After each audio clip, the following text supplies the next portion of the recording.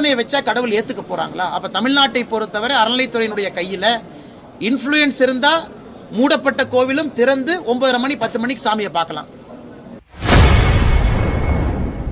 பேரூர் பட்டீஸ்வரர் கோவில் நடை சாத்திய பிறகு போலீஸ் எஸ்பி பாண்டியராஜன் கோவிலை திறந்து வைத்து தரிசனம் செய்ததற்கு பாஜக முன்னாள் மாநில தலைவர் அண்ணாமலை கடும் கண்டனம் தெரிவித்துள்ளார். இந்தியாவில் யார் நல்லவர்கள் வந்தாலும் எங்களுக்கு சந்தோஷம் தான். பேரூர் பட்டீஸ்வரர் கோயில்ல எஸ்பி பாண்டியராஜன் வந்து அந்த ரொம்ப தவறுங்கன்னா அந்த வீடியோவை நான் பார்த்தேன்.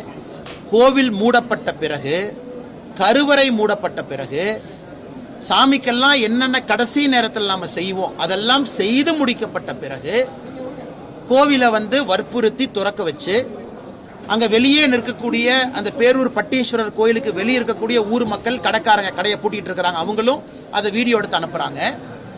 அப்படி சண்டை போட்டு கோவிலை திறந்து கடவுள்கிட்ட போய் அப்படி என்ன பிரார்த்தனை வைக்க போறாங்க?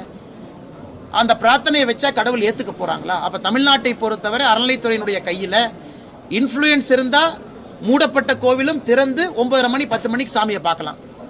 ஆனா உங்களை போன்று என்னுடைய போன்ற சாதாரண மனிதர்கள் கியூல நின்று மணிக்கணக்காக காத்து ஒருவேளை இறந்து போயிட்டோம்னா சேகர்பாபு சொல்லுவாரு, அவன் திருப்பதியில 18 மணி நேரம் நிக்கிறான், இங்க 4 மணி நேரம் தான் நிக்கிறாங்க. நான் சொல்றது திருச்செந்தூர், பழனி போன்ற கோவில்ல பக்தாதிகள் அந்த கியூல நின்று இறந்து போனவங்க. அதனால் இது வன்மையாக கண்டிக்கத்தக்கது. அந்த அறநிலைத்துறை சம்பந்தமாக யாரெல்லாம் இதுல இன்வால்வ் ஆயிருக்கிறாங்களோ நடவடிக்கை எடுக்கணும்.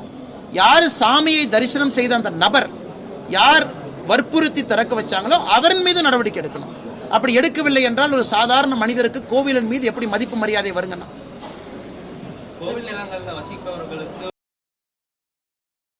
செய்திகளை உள்ளது உள்ளபடி தெரிந்து கொள்ள ரெஃப்ளெக்ட் நியூஸை சப்ஸ்கிரைப் பண்ணுங்க.